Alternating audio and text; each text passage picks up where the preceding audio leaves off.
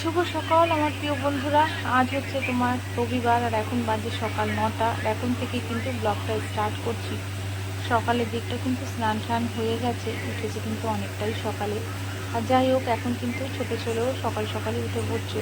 আর ওর exam কিন্তু সেপ্টেম্বরের 2 তারিখ থেকে স্টার্ট হয়ে যাবে। আর প্রচুর পরিমাণে পড়ার চাপটাও রয়েছে, তো সেই কারণে একটু সকাল সকাল উঠেই কিন্তু পড়তে বসে যাচ্ছে।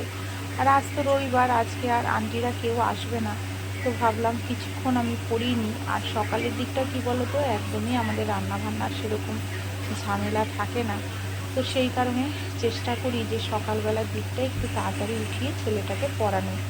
আর ওদিকে কিন্তু তোমাদের দাদাভাই কিন্তু ঘুমোচ্ছে, এখন উঠিনি।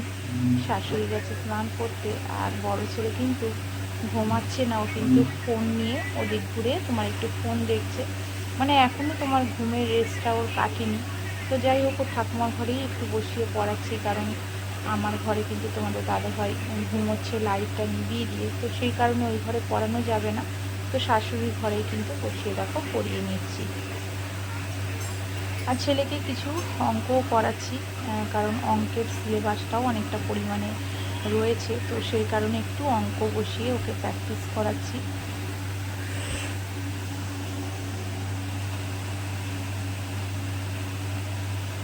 আর দুদিন ব্লগ দিতে পারিনি, কারণ তোমার বুঝতেই পারছো আমাদের ঘরে একটু তোমার কাজ হচ্ছে। আর ছেলের তো পরীক্ষা তোমরা বুঝতেই পারছো, তো একটু ছেলের দিকেও একটু তোমার বেশিটা সময় দিতে হচ্ছে, তো সেই কারণে ভিডিওগুলি একদমই মানে করতে পারছি না। তো যতটা পাচ্ছি ওর পড়াটার দিকে একটু সময়টা দিতে হচ্ছে।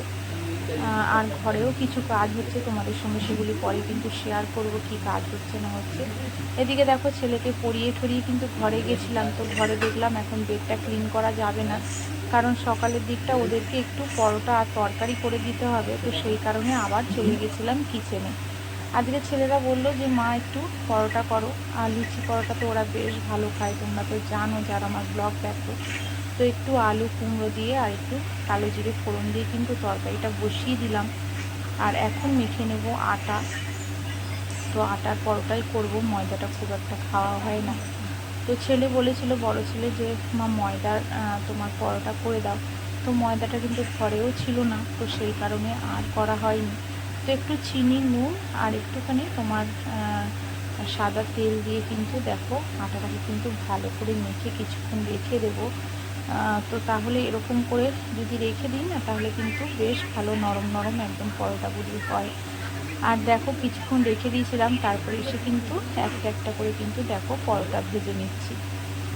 আর সকালের দিকটা ওরা তো বেশিরভাগই ভাত খায়, তো এক এক সময় একটু বায়না করে। আর রোজ রোজ তেলের জিনিসটা খাওয়াটাও খুব একটা ভালো না, তো মাঝে সাঝে কিন্তু আমি সকালের দিকটাই বলো আর বিকেলের দিকটাই বলো ওদের কিন্তু একটু লুচি পরোটা করে দিই। আর বাইরের জিনিস টুকটাকও মাঝে সাঝে এনে খাই, তো যতটা পারি চেষ্টা করি ঘরের জিনিস তৈরি করে খাওয়াতে। তো দেখো, একদম সাদা তেলে কিন্তু পরোটাগুলি ভেজে নিচ্ছি। আর এই তেলটা জানো তো ভীষণ ভালো, এটা হচ্ছে তোমার সয়াবিন তেল। এটা রিফাইন তেলই, কিন্তু সয়াবিনের তেল বলে। তো ভীষণ ভালো এই তেলটা, কিন্তু আমরা বেশ 7-8 মাস ধরে খাচ্ছি। তেলটা কিন্তু ভীষণ ভালো, একদম গ্যাস অম্বল কিচ্ছু হয় না। তো সেই কারণে এই তেলটাই কিন্তু ব্যবহার করছি। তো একটা একটা করে দেখো পরোটা কিন্তু ভেজে নিচ্ছি। আর সকালবেলার দিকটা দুই ছেলে আর আমি খাবো পরোটা। শাশুড়ি কিন্তু পরোটা লুচি একদমই ভালোবাসে না, তো উনি খাবেন না। তো আমার ছেলেরা আর আমি কিন্তু এখন খেয়ে নেব পরোটা।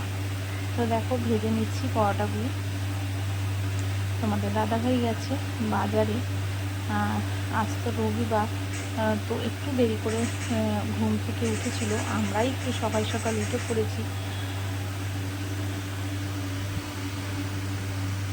তো একটা একটা করে ভাজি দেখো। এবার কিন্তু ছেলেদেরকে খেতে দেব, ওদের খেতে খেতে দিয়ে আমিও একটু খেয়ে নিয়ে তারপরে কিন্তু ঘরের কাজগুলি শুরু করব। এদিকে দেখো পরোটাগুলি কিন্তু ভাজা হয়ে গেছে, এটা হট টিফিন কৌটোর মধ্যে দেখো রেখে দিচ্ছি পরোটাগুলি, তারপরে কিন্তু ওদের খেতে দিয়ে দেবো।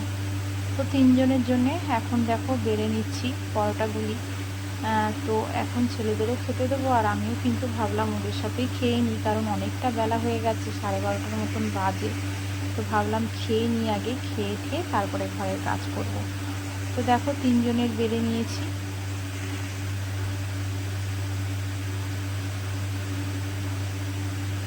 ওদিকে খেয়ে ঘরের বেডটাও কিন্তু ক্লিন করে দিয়েছি, ছেলেকে আবার এই ঘরে নিয়ে এসে বসিয়েছি। আর ততক্ষণে কিন্তু দেখো আমি এখানে এসে আবার কিন্তু একটু ফ্রিজটা ডিপ ক্লিন করে নিচ্ছি। কয়েকদিন ধরেই ফ্রিজটা দেখলাম একটু নোংরা হয়েছে, তো ভাবলাম না দিয়ে একটু ডিপ ক্লিন করে নিই। আর সেরকমভাবে তোমাদের সঙ্গে খুব একটা শেয়ার করতে পারলাম না, কারণ ব্লগটা তো একটু শর্ট করছি, তো সেই কারণে এরকমভাবেই দেখো দেখিয়েছি। আজকে কিন্তু পুরো ফ্রিজটা ডিপ ক্লিন করে নিয়েছি।